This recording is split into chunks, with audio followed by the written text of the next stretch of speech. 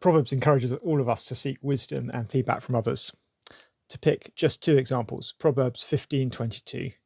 Plans fail for lack of counsel, but with many advisors they succeed. And Proverbs 15:31. Whoever heeds life-giving correction will be at home among the wise. So we don't like it, but as we think about cultivating feedback in a plant, I think three images might help us think about how the planter relates to feedback. The first image is the person who makes instructions for the IKEA cupboard. The planter produces the step-by-step guide to constructing the cupboard and then hands the team the instructions, and they just have to follow the instructions to produce the finished product. No feedback is needed, except perhaps to ask for clarification. But the church plant has the plan, like Moses coming down the mountain with the tabernacle plans, and everyone else just has to deliver what he says. So minimal feedback. Second image is the kite, and there's no pre-programming at all. The kite flyer is constantly responding to the changing wind, or in church planting terms, the planter is constantly responding to changing circumstances, the different feedback he receives. He receives one view, he flips one way. He receives another view, he flips another way. The plans change depending on who he last spoke to. Well, the third image, the one we're aiming for, is a sailing boat heading for a harbour. The captain of the boat knows the destination. He has a roughly planned out route, but it's not pre-programmed. As wind and waves can vary, there are constant small adjustments of sails and steering, and the feedback of the crew helps with those small adjustments and also avoiding disaster if another boat gets in the way. The church plant is more like a sailing boat heading for a destination than either a wind-blown kite, blown every way by feedback, or a step-by-step IKEA construction with no feedback wanted.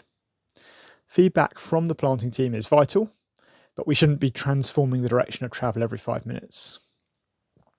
So before we look at some tips on how to cultivate feedback, I'm going to briefly highlight 3 attitudes or truths that will help us handle feedback well. Firstly, we're confident because we're justified by faith alone. Feedback of things not going well, difficulties, and people not being happy with things can easily crush us as church planters. We take it very personally, because often our identity and value are caught up with the work we are doing in church planting. But just like every other Christian, we're already loved by God, forgiven, absolutely right with God, and with the status of beloved children and heirs. And all of that was never about our performance or public opinion, but all was won for us by Jesus on the cross. All that is ours simply by trusting Jesus. And so we need to work the glorious truth of justification by faith alone, adoption as children of God through Christ alone, into our bones as church planters. I can be confident I'm right with God, forgiven and valued by God, even if everything church planting goes wrong, even if my part in church planting goes wrong, because Christ really has done everything. First, confident. Second, humble. As a church planter, you probably thought more about the church and planting in a particular place than most people in your team. But you're not the only one with godliness and wisdom. Humility recognises we need insight and input from everyone to make the best choices. If the captain of the sailing ship does not listen to a crew member who spotted a rock, or that a rope is stuck, the entire ship can be wrecked. We need the insights of others. Confident, humble, and thirdly, loving. Loving the people as children of God, not just workers. Church planters are pastors, shepherds of the flock God gives us to care for. If our vision and plan becomes everything, we treat people as workers. And if they cease to be useful workers, we are happy to, in Mark Driscoll's unhappy phrase, discard them as dead bodies behind the bus. God cares more that we love the people in our team as his children than that our particular church plant is successful. So confident in our identity and value because we're justified by faith alone. Humble to recognise we need wisdom from everyone. And loving the people God has given us as people and not just workers.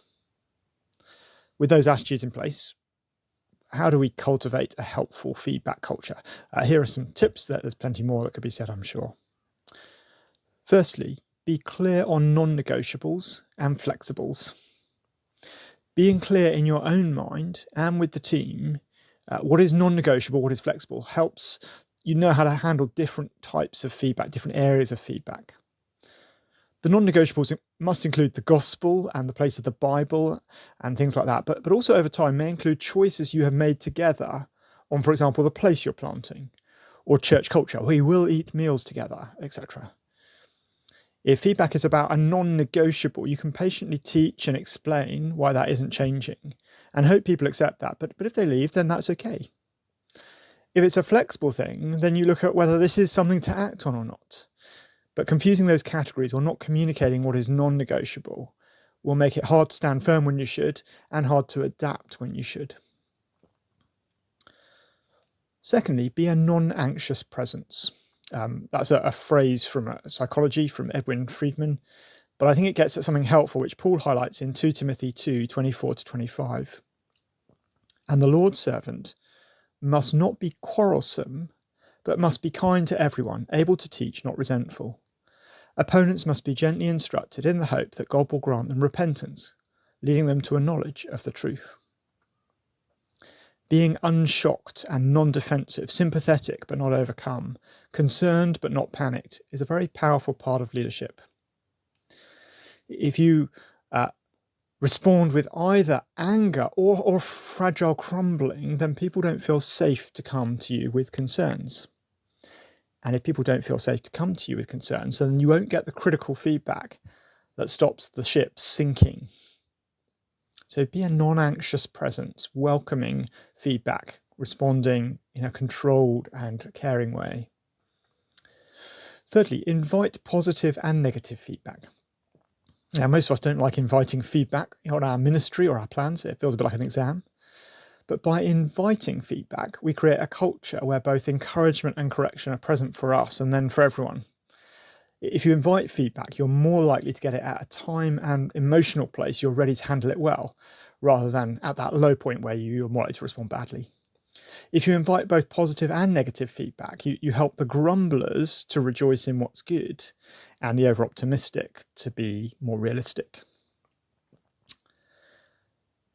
So be clear on non-negotiables and flexibles, be a non-anxious presence, invite positive and negative feedback, and fourthly and lastly, lead corporate feedback. That is, have times in your planting team gathering and then later in your church business meeting for reflecting together. What is going well? What hasn't worked as we hoped? What are we excited about? And what are we anxious about as we look to the next stage?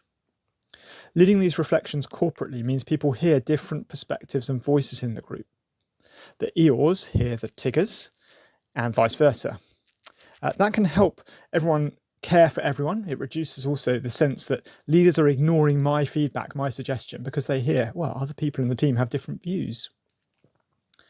Leading corporate feedback then leads naturally into corporate prayer, which can include lament for things that have not gone well, thanks and praise for things that have gone well, and dependent prayer for things that people are anxious and worried about.